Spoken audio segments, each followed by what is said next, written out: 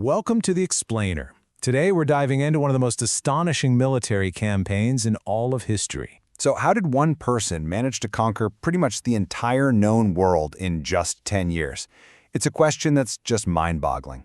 We're going to follow the incredible, relentless march of Alexander the Great, a campaign that started in a tiny kingdom and ended up completely redrawing the map of the ancient world. Just look at this timeline. The sheer speed of it all is staggering. In a single decade, his army marched thousands of miles, from Greece all the way to India. He toppled the largest empire on the planet and kicked off a brand new historical era. It's just incredible. Okay, let's get into it. A king's audacious plan. So, where does a story like this even begin?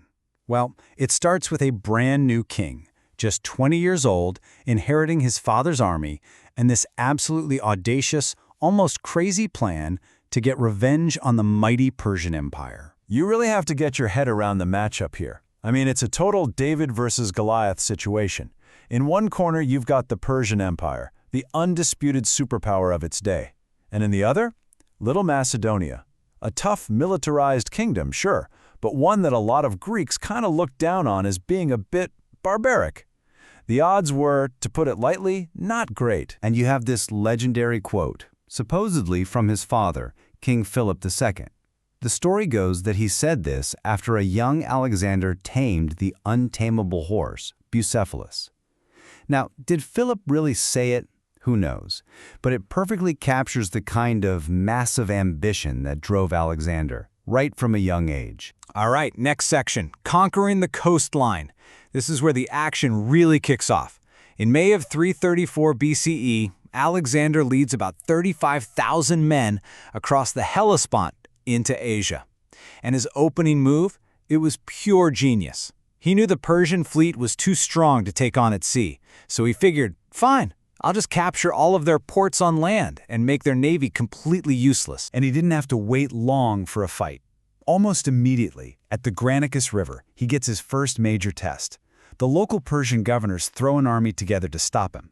But Alexander just charges right at them, wins a huge victory, and suddenly the path to the Ionian coast is wide open. This next bit tells you everything you need to know about Alexander's personality. He gets to the city of Gordion, and there's this famous, impossibly complex knot. A prophecy said that whoever could untie it would rule all of Asia. So what does Alexander do? He doesn't even bother trying to untangle it. He just draws his sword and cuts it in half. Talk about a shortcut.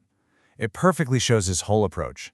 Don't play by the rules, make new ones. But it wasn't all quick, easy victories. When he got to the island fortress of Tyre, he hit a brick wall.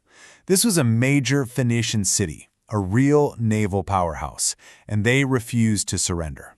What followed was a brutal 7-month-long siege. So what do you do when you need to attack an island fortress, but you don't really have the navy for it? Well, if you're Alexander, you decide to just build a road through the ocean. I'm not kidding. His engineers had the army build a massive stone causeway to connect the island to the mainland, all while being constantly attacked by the defenders. The determination is just off the charts. And when the city's walls were finally breached, the price for resisting was horrific. This is the brutal side of his conquest. Around 8,000 people in Tyre were killed, and historical sources say thousands more were sold into slavery.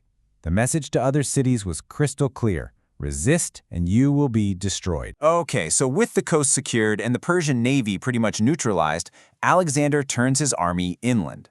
Now it's time to go for the jugular, the great centers of Persian power. First up, Egypt, and then into the heartland of Mesopotamia. But in Egypt, he gets a completely different reaction. They don't see him as a conqueror, they see him as a liberator from Persian rule. He's smart about it, he respects their gods, and they actually crown him pharaoh. And it's here, in 331 BCE, that he founds the city that would bear his name forever, Alexandria. But the Persian king, Darius III, he isn't done yet. He's been gathering a truly colossal army for one final showdown on the plains of Gaugamela. Just look at these numbers. Alexander has around 47,000 men. Darius might have had up to 250,000. This was it, the ultimate winner-take-all battle for the empire. And yet, somehow, he pulls it off again. Alexander's tactical genius is on full display. He spots a weak point, creates a gap, and leads a high-risk cavalry charge straight at Darius himself. The Persian king panics and flees the battlefield. And when an army sees its king run, well, it's over. The Persian force just disintegrates. Soon after, Alexander marches into Babylon and is declared king of Asia. The Persian Empire was effectively his. All right, next section, to the world's end. Now, you would think conquering the world's biggest empire would be, enough, but not for Alexander. He was driven by this thing the Greeks called pothos, a deep, insatiable yearning for what lay over the horizon. So he just kept going east, marching his army into lands no Greek army had ever stepped foot in before. And this is where things get really different. Over in what's now Pakistan, at the Hydaspes River, he faces King Porus and a terrifying new kind of weapon, war elephants. I mean, they'd seen a few before, but nothing like this.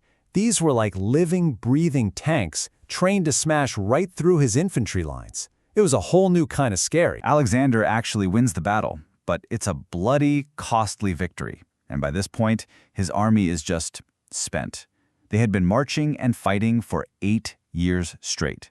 They were deep in a foreign land, in the middle of a monsoon, and now they were hearing rumors of even bigger armies with even more elephants waiting for them. They had finally hit their limit. And that brings us to the Hyphasis River. This is where the unstoppable force finally meets an immovable object, his own army. They mutiny. For the first time, his soldiers flat out refuse to follow his orders. He pleads, he threatens, but after 3 days, Alexander, the undefeated conqueror, has to give in. The campaign of conquest was over. It was time to go home. So, the fateful return. But turning back wasn't the end of the danger. In fact, the journey home would prove to be one of the most deadly parts of the entire campaign. Alexander splits his forces, sending part of the army back by sea, while he leads the rest overland. The route he chose was through the Gedrosian Desert, and it was an absolute catastrophe. A 60-day march through a barren wasteland that cost the lives of thousands of his people. Not just soldiers, but their families too, from heat, thirst, and sheer exhaustion. A truly horrifying final leg of the journey. He finally makes it back to Babylon. And what does he do? He starts planning his next campaign to Arabia. The man never stopped. But his body, worn down by years of fighting, countless wounds, and a lot of hard living, finally gave out. After a long night of feasting, he came down with a fever. 11 days later, Alexander the Great was dead. He was only 32 years old. As he lay dying, his generals asked him the all-important question, "To whom do you leave your empire?" His answer, supposedly, was to the best, or maybe to the strongest. Either way, it was like lighting a match in a powder keg. He basically guaranteed that his generals would go to war with each other to carve up the empire. And that's exactly what they did. So, what do you make of it all? A decade of conquest that changed the world. What's the final legacy?